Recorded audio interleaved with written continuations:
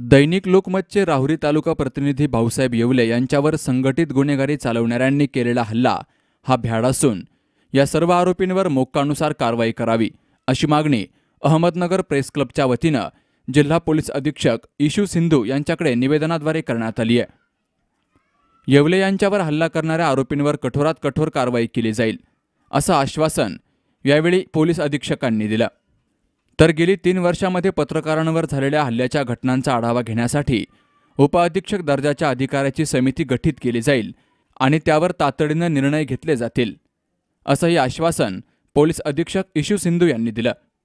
राहुरीचे पत्रकार भाऊसाहेब येवले यांच्यावर राहुरीमध्ये झालेल्या प्राणघातक हल्ल्याचा निषेध आणि आरोपींवर कठोर कारवाई करण्याच्या मागणीसाठी अहमदनगर प्रेस क्लबच्या वतीनं जिल्हा पोलीस अधीक्षक इशू सिंधू यांची भेट घेण्यात आली। लोकमतचे राहुरी येथील पत्रकार भाऊसाहेब येवले यांना जी मारहाण करण्यात आली त्या मारहाणीचा निषेध करण्यासाठी नगर शहरातील सर्व दैनिकांचे प्रमुख, साप्ताहिकांचे प्रमुख, संपादक आणि सर्व पत्रकार आज या ठिकाणी माननीय जिल्हा पोलीस अधीक्षक साहेबांना भेटण्यासाठी आले होते। या घटनेचा सर्वांनीच निषेध केलेला आहे। जिल्ह्यातून या घटनेच्या निषेधाचे पडसाद उमटत आहे। खरं तर अशा प्रकारची घटना होणं निंदनीय आहे आणि म्हणून या घटनेचा निषेध करण्यासाठी पत्रकारांवर हल्ला करणाऱ्या अपप्रवृत्तींचा बंदोबस्त करण्याच्या मागणीसाठी आम्ही सर्व पत्रकार या ठिकाणी SP साहेबांना भेटलो। खरं तर घटना घडल्यानंतर लागलीच SP साहेबांनी आणि त्यांच्या सर्व टीमने तातडीने हालचाली केल्या। संबंधित जे आरोपी आहेत 6 आरोपी रात्रीच पकडलेले आहेत, त्यांच्याकडून मुद्देमाल हस्तगत केलेला आहे। काही आरोपी पसार आहेत, त्यांच्यावरही निश्चितपणे पुढच्या काही तासांमध्ये कारवाई होईल। परंतु या घटनेतील दोषी आरोपींवर कारवाई होत असताना आमची अहमदनगर प्रेस क्लबच्या माध्यमातून मागणी आहे की या आरोपींवर मोका अन्वये कारवाई करण्यात यावी। संघटित गुन्हेगारी कायद्यानुसार हे सर्व आरोपींच्यावर कारवाई झाली पाहिजे।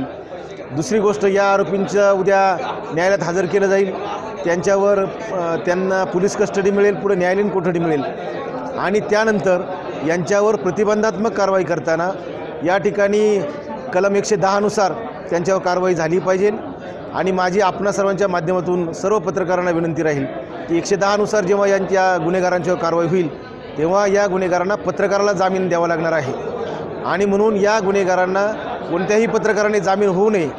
कारण ह्या प्रवृत्तीचा बंदोबस्त करायचा असेल तर आपण सर्वांनी संघटित राहण्याची गरज आहे। म्हणून मी सर्व पत्रकारांना जिल्ह्यातील विनंती करेन की कृपा करून आपण या गुन्हेगारांना जामीन होऊ नये, जेणेकरून आपण जामीन जोपर्यंत होत नाही तोपर्यंत हे गुन्हेगार कुणीही ठरवलं तरी यांना कोठडीतून बाहेर काढलं जाऊ शकणार नाही। म्हणून आपणा सर्वांच्या माध्यमातून मी सर्व पत्रकारांना विनंती करतो की कृपा करून आपण यांना जामीन होऊ नये।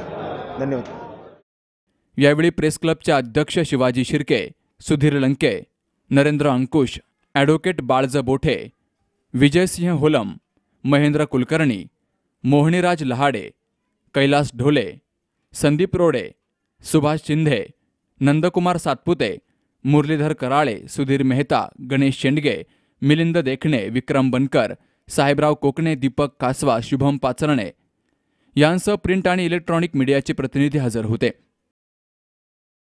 दीपक कासवासह शुभम पाचरणे, सी न्यूज मराठी, अहमदनगर।